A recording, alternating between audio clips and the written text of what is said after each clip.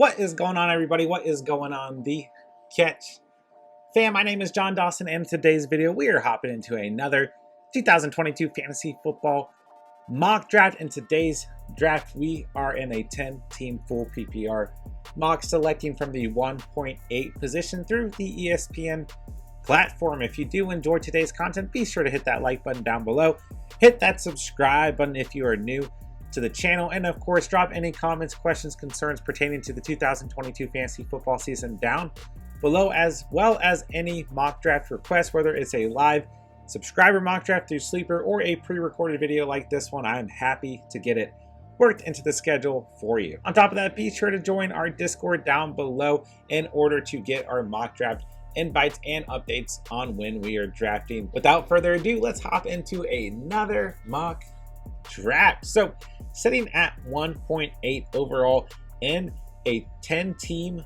format, I'm going to be looking at really the best available running back or receiver, and then at 2.13 I'm going to revert back to the opposite position. So if we go running back at 1.8, I'm going to go receiver in the second round, and vice versa. If we go receiver in the first round, I'm going to go running back in the second round. So looking at things so far, we've got JT, Cooper Kupp, Austin Eckler, and Derrick Henry off the board, followed by Christian McCaffrey. So two more selections until we pick. There's some really good receivers hanging around. If JJ or Chase are available at 1.8, then I'm not going to be able to pass up either of those guys, and I still think we can land very good value in the second round. Let's say JJ and Chase get taken off the board right here, then I'll go Najee Harris, and then I'll go with the best available receiver in the second round. So I think either way we're in a good position. If we do go receiver here, Joe Mixon or Dalvin Cook should be available in the second round, so I think we're in a good spot nonetheless. So we'll just kind of sit back and see what happens here. We got JJ off the board at 1.6 and one more selection until we know our fate. So really in a 10-team format, I really like this strategy of just switching between the running back and the receiver position and keeping an eye on the different tight ends and quarterbacks available throughout the draft, kind of creating our own tiers at quarterback and tight end, and just allowing the right players to fall to us at the right value. So Najee Harris goes at 1.7. I'm going to go Jamar Chase here at 1.8, and then target, I don't know if Dalvin Cook, there goes Dalvin Cook off the board. So we may be starting this team off kind of Bengals heavy. If Joe Mixon is available at 2.3, then I'm going to roll, and there goes Mixon. So we're not, I mean, retrospectively, we may have been better off going with Dalvin Cook or Joe Mixon, just because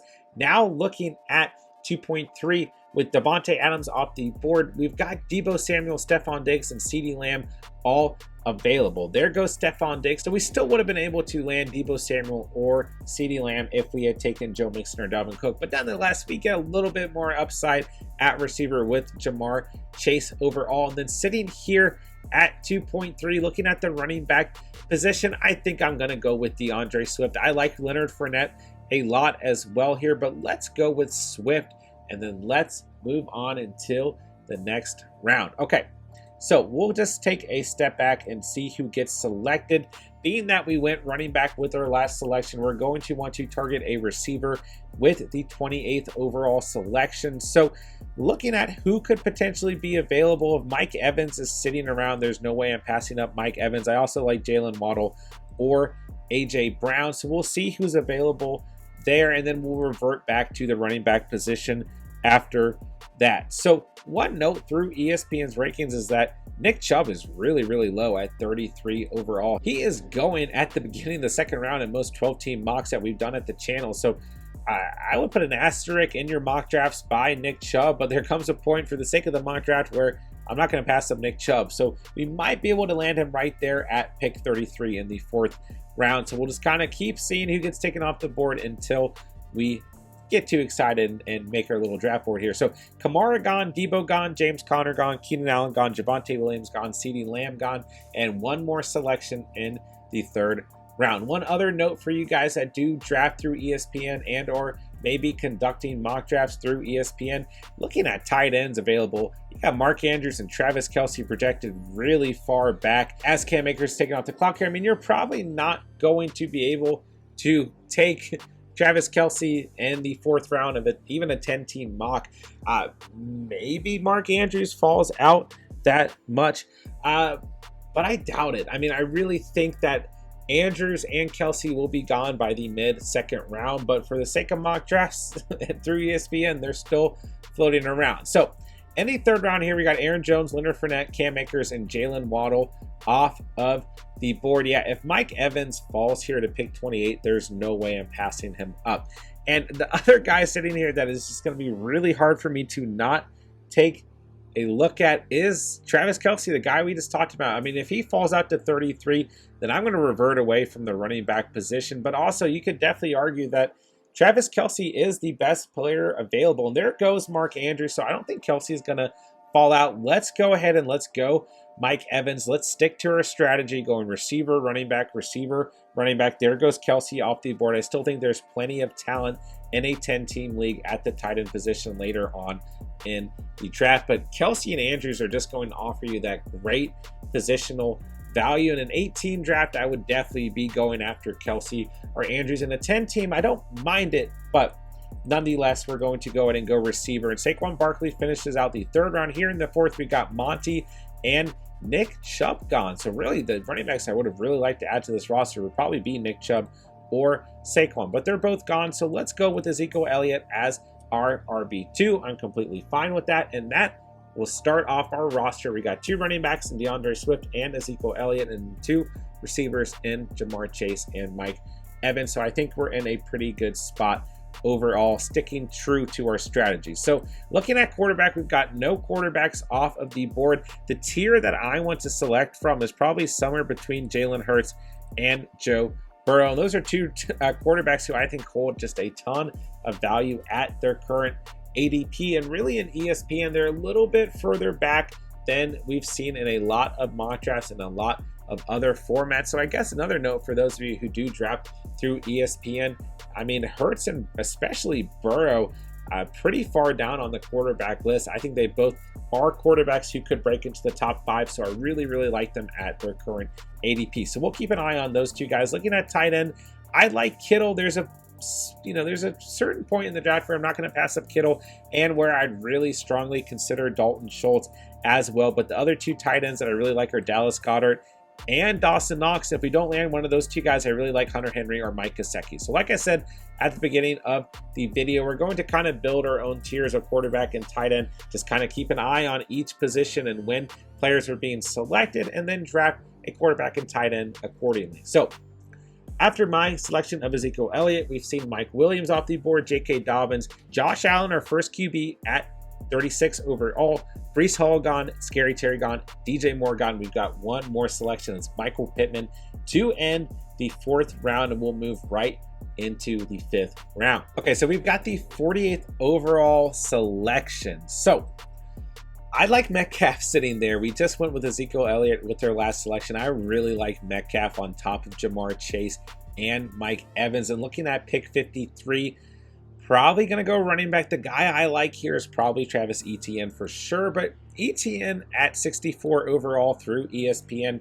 And our sleeper mock drafts with our subscriber base, Etienne is going before Josh Jacobs or Antonio Gibson, who just got selected in the 5th round. Although we usually do 12-team subscriber mocks, nonetheless, in terms of ADP, we're definitely seeing Etienne get taken a little bit earlier. He is a very popular name in the fantasy community, but for the sake of this mock draft and ESPN's rankings, we're going to go ahead and target him with the 53rd overall selection. And then into the 7th round, maybe start to consider a tight end or quarterback. We'll kind of still keep an eye on things. There's going to be a lot of good value at running back and receiver. So here in the 5th round, we got Josh Jacobs, Antonio Gibson, Deontay Johnson, Herbert, and Mahomes, and Hollywood Brown. So 2 more quarterbacks off of the board. Herbert at 44 and Patrick Mahomes gone at 46. So I'm still standing by DK Metcalf as our next draft selection, and then targeting Etienne with the 53rd overall selection. I think that would really be a nice start to this roster as a whole. 3 really good receivers that I have conviction in, then 3 running backs who I think would really start this squad off nicely. So let's go Metcalf here at 48. We saw Godwin selected right before him. at 47 overall. We've got 2 more selections here in the 5th round. Cortland Sutton's gone, and then 1 more selection until we move into the 6th round. If you guys are enjoying the content so far today, be sure to hit that like button down below and hit that subscribe button if you're new to the channel. We put out free daily fantasy football content. We want to help you dominate your fantasy football league this season. All right, so Elijah Mitchell finishes out the 5th round. Moving into the 6th round, we start things off with Darnell Mooney, and ETN gets sniped from us. No way. Just miss out on Travis Etienne. What a sad, sad day. All right, so let's go ahead and let's take some positional value at the tight end position, because when I look at the receiver position, there's plenty of talent there. Brandon Cooks, Jerry Jeudy, Monroe St. Brown, Gabe Davis, don't get me wrong, but there's going to be plenty of value later on. Quarterback, we could also go for positional value at quarterback, but let's just get tight end out of the way. Why not? Let's go Kyle Pitts, still sitting here. My tight end 3 overall moving into the season. A lot of individuals tight end 3, if not a tight end 4 or 5 behind, somewhere behind Kelsey, Andrews, Kittle, Waller, whatever, right? So I like Pitts here. Let's go Pitts. Let's take some positional advantage as our starting tight end and just get out of the way. Now we really don't have to worry about tight end for the rest of the draft. Now, looking at our queue, right? Schultz, Goddard, Knox, Henry, Gesicki, we'll leave them on the queue just to see if they land at a really good value later on in the draft. But at the moment, we can probably take a big breather from the tight end position.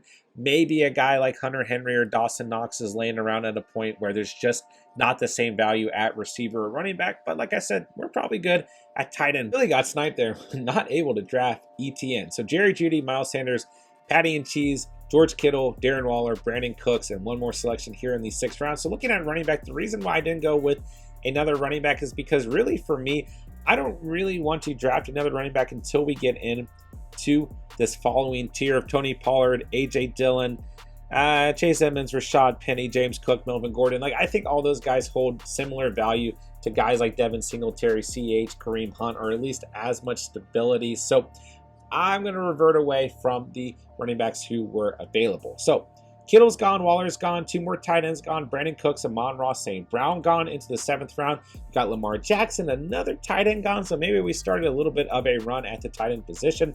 Dalton Schultz off the board at 62. Michael Thomas gone at 63. So one running back I really want to keep an eye on here is AJ Dillon, and he is projected pretty far back through ESPN's rankings at 114 overall.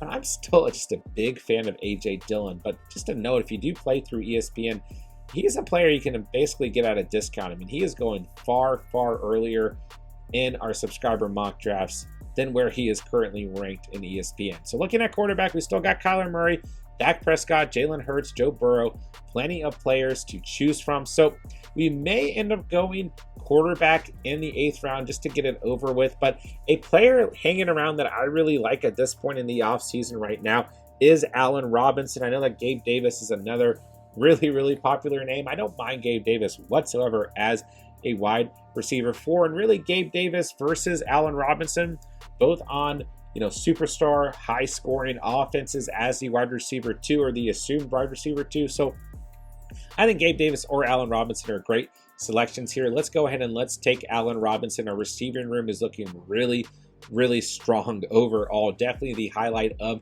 this team with Jamar Chase, Mike Evans, Metcalf, and Allen Robinson. And since we do have 2 receivers on the same bye week, that kind of helps us right away. So Kyler Murray gone. So I think if Jalen Hurts is available at pick 73, I'm going to go ahead and get quarterback out of the way. And then throughout the rest of this draft, we're just going to take a running back, then a receiver, a running back, then a receiver, and finish things out unless there's a tight end hanging around who holds more value than any available running backs or receivers. You could also throw a second quarterback in there if you wanted to, but in redraft formats, 10-team formats, I don't particularly think that you need to. So let's go ahead and take Jalen Hurts. Let's just get a quarterback out of the way. Looking at available quarterbacks, we had Hurts, Prescott, Brady, Rodgers, Burrow, Wilson, Stafford, Trey Lance, Derek Carr, Captain Kirk. I mean, you could make an argument for any of those guys. Maybe not Carr or Cousins at this point in the draft. And Stafford having some issues in the elbow. I mean, I think he'll be completely fine.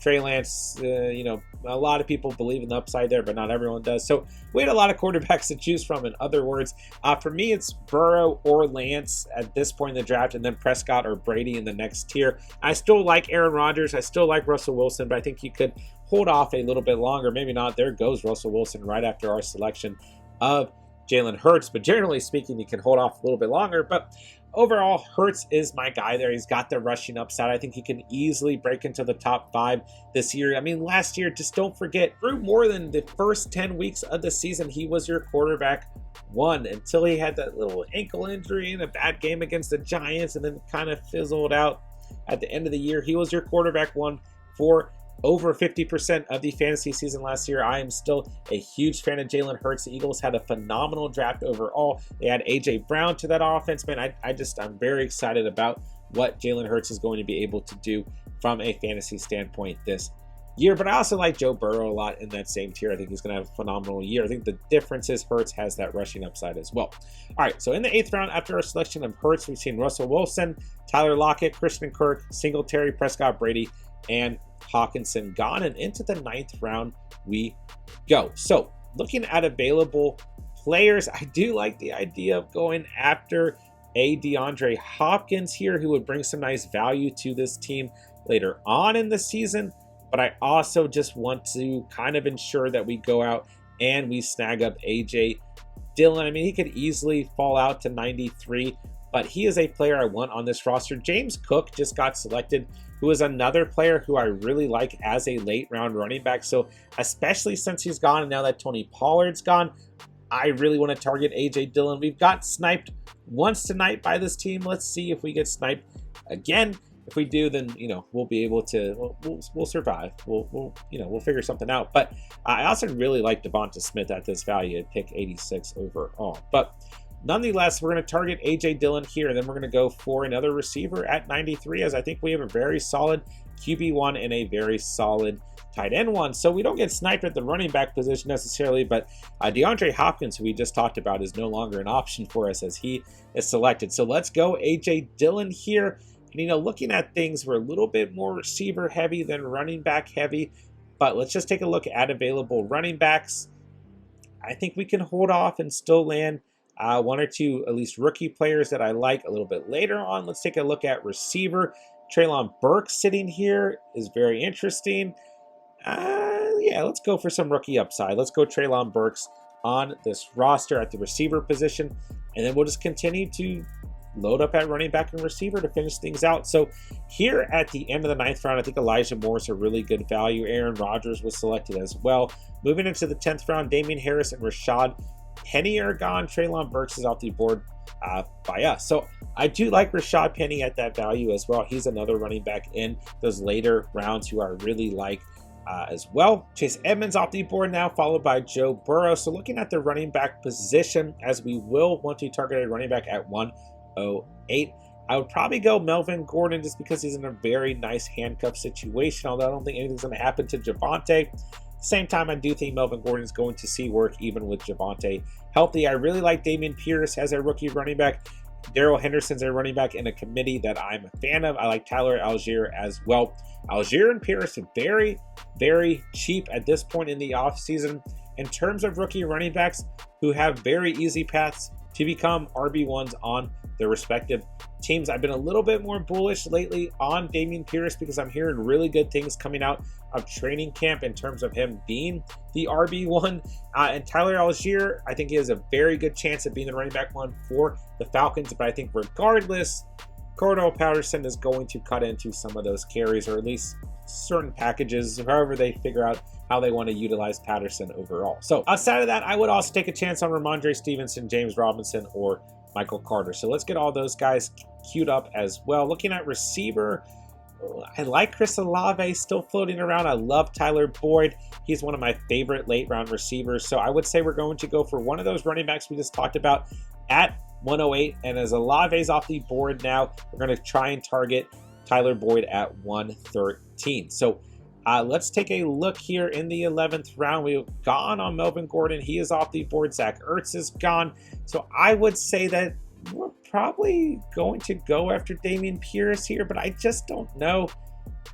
I think with Stevenson, Robinson, and Carter still sitting here, we can probably target Dameon Pierce at 113. So let's go receiver here, and let's go Tyler Boyd. I mean, I like Brandon Ayuk sitting here quite a bit. Jacoby Myers, Russell Gage. There's some other options here, but Tyler Boyd is just one of those players that mock draft after mock draft, I still feel like I want him on my fantasy squad. I do really like the idea of going after Ayuk here, but let's go Tyler Boyd for this selection, and then let's go to the running back position at 113 overall. And I think this is a really good roster. I really just like this strategy of just switching between running back and receiver throughout the draft. Towards the end of the draft, there are going to definitely be points where you might have more value at receiver over running back like we just saw. So I don't mind reverting, if you need to go receiver, or running back at certain points throughout the draft. I think that's fine. And oh my gosh, no way. He gets sniped again. Oh my goodness, Dameon Pierce gone. So I took a gamble, and I don't know if it paid off, right? Because now we're out on Dameon Pierce, someone who I would have really liked to add to this team. Nonetheless, so James Robinson, Michael Carter, both available. Let's just go Michael Carter here. See, I think it's a perfectly fine selection at this point in the draft, but I just would have been a lot happier with Dameon Pierce. Man, two major snipes tonight. First, Travis Etienne, and then Dameon Pierce. Oh, well, okay. We have two more selections left in this draft. So the two players that I really want to target are Daryl Henderson and Tyler Alashir. And looking at our receivers, we've got Jamar Chase, Mike Evans, Metcalf, Allen Robinson, Burks, and Boyd. So we've got 6 total receivers. Looking at running back, we've got Swift, Elliott, Dillon, and Carter. So part of me wants to go with 2 more running backs.